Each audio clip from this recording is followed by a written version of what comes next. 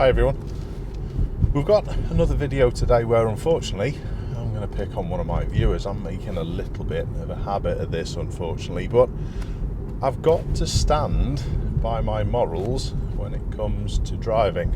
I've got to call people for what I think are dangerous practices. Now, what I would like to say about this viewer who has sent clips in is that their clips have featured on Nice Driving episodes.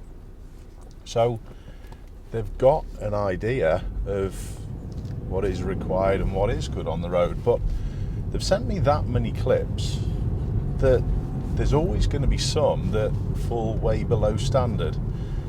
And this is unfortunately what we're going to look at today. This clip is shot in the Bournemouth area of the UK, and it's actually on Dunyeats Road. I hope I'm pronouncing that correctly. And this seems to be a new shared cyclist and pedestrian pathway, as it's not visible on Google Maps. I wouldn't say it's unusual, as it's similar from exiting your own driveway, that you have to give way to anyone on this shared path before you enter the road. But when someone interrupts the flow of my camera, he seems to get really triggered.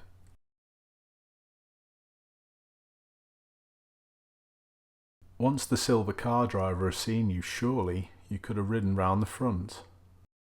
But instead you show a slowed down section of the clip to show how much you've been wronged. But in reality, even though you know the dangers of this situation, you did nothing to make it better. What should the silver car have done differently anyway? The next few clips are recorded from the other side of the junction, and it shows a number of cars emerging through the give-way line and encroaching into the shared cyclist and pedestrian area. This one could have been a little slower, and this one also. This next one was a little fast at critical points. This next one is the best of the bunch. Nice speed. However, this next clip from the other direction is the only one that's actually a bad emerge out of the group. The driver of this blue BMW should have give way to our cyclist. But hang on a minute, doesn't he know that it's an awkward junction and this is likely to happen? As I've said many times before, the really good road users fix the mistakes of the poor ones. But here we go again on what looks like a different day, but exactly the same junction. All the text that is shown has been added to the clips by the contributor, and this one really baffles me. You'll be able to see what he's talking about in a moment, but didn't pull in front of me, but 7 seconds later he would have forced me to brake to a stop. Okay. It sounds as though there was disappointment that there wasn't an issue, so he's going to make it an issue. He actually stops and looks to see what the car does. And even on the second take I'm shown, the BMW driver does a reasonable job. And on the third take we get some more text. By law he has to stop at that give-way line. No. And then our contributor goes on to say that he doesn't stop and he pulls out without looking both ways for bicycles. I'm going to ignore the doesn't stop part of this comment, and I'm going to disagree about the rest of it, because I've been through this frame by frame and you can actually see head movement both directions. Just because I'm here doesn't mean there couldn't be a cyclist coming towards him from his left. Well, true, but if your car is slow enough and your observations are fast enough, that stops that problem and you would be able to stop comfortably. His attention may very well have been more to the right because our contributor is stuck in the middle of the cycle area, blocking view. And the really comical part for me is our camera actually understands that it's from this sort of position that drivers can see, but he wants us to stop prior to the give-way line where we can't. Our camera has now been kind enough to get on his motorbike to show me how he thinks it should be done.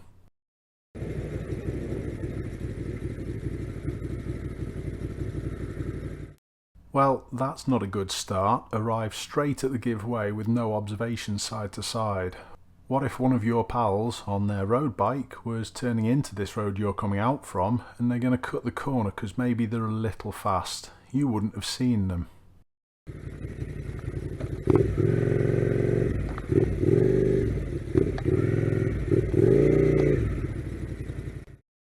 Some good sharp observations both to the right and to the left multiple times, which is nice to see. But hang on a minute, you've blocked this shared cycle area. What if a cycle came down this route now? Or in fact, if you were halfway, what would you have done then? Stopped? So ironically, apart from the blue BMW that did pull in front of your path, you've done nothing different than all the other cars apart from stopping at that giveaway line that you don't have to do anyway. Here's another clip from the same road. Cycle lanes or shared paths are supposed to make it safer to cycle, not more dangerous. Well, try and anticipate things then.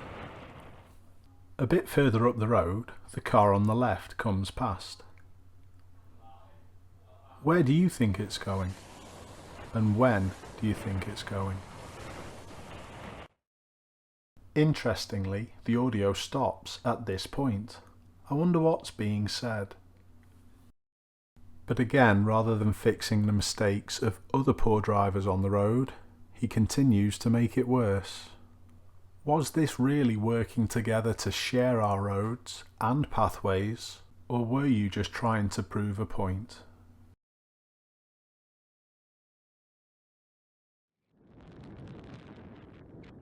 In this clip, our contributor has to deal with a van doing a pretty pointless and not very safe overtake.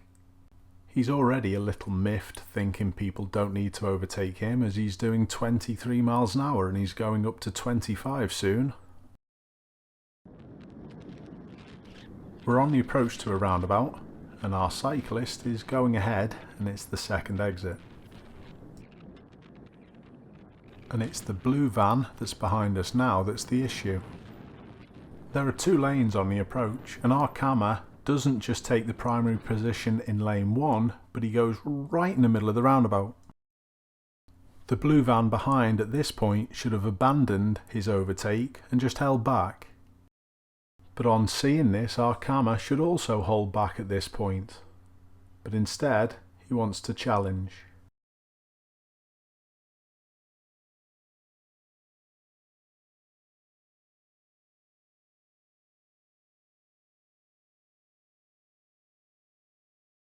So to prove a point again, because he's been overtaken dangerously, he's going to overtake dangerously. He's also sent me many clips about the space that he needs. What if the Mercedes had swerved right to avoid a pothole? At this speed, you didn't stand a chance. But at least you proved your point. We start off this clip with some information that opening a car door into traffic is £1,000 fine. But not this far back with this much room. I've slowed the clip down to half speed to point out where we are with the zigzags now, compared to now. Another clear case of making the situation worse. There's no one oncoming and there's no one behind either.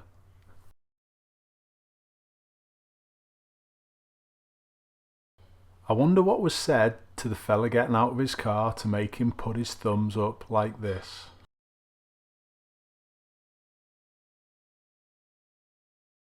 I'm moving to the right hand edge of the lane because I'm joining the shared path on my right. I'm never on his side of the road. I can see the logic behind that. But if you have a look at the position, we're directly above the white line. Our contributor's camera is mounted to the right side of his helmet, so although he wouldn't be riding on the opposite side of the road, I'm pretty sure his handlebars would at least be over the centre line.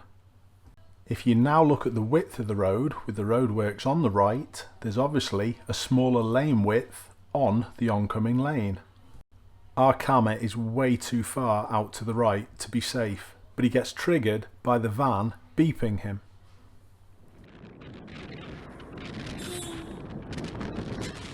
He even starts the clip off like this to show me.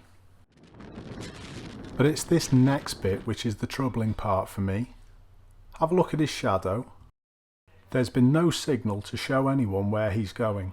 The pedestrian in the middle of the shot is walking towards the area our cyclist is going to use. And what I would like to add is that is not a shared cycle and pedestrian area yet. Again, the audio disappears right at the crunch point of the clip, but you can tell the pedestrian wasn't aware of the cyclist. What action was taken there to protect the more vulnerable road user?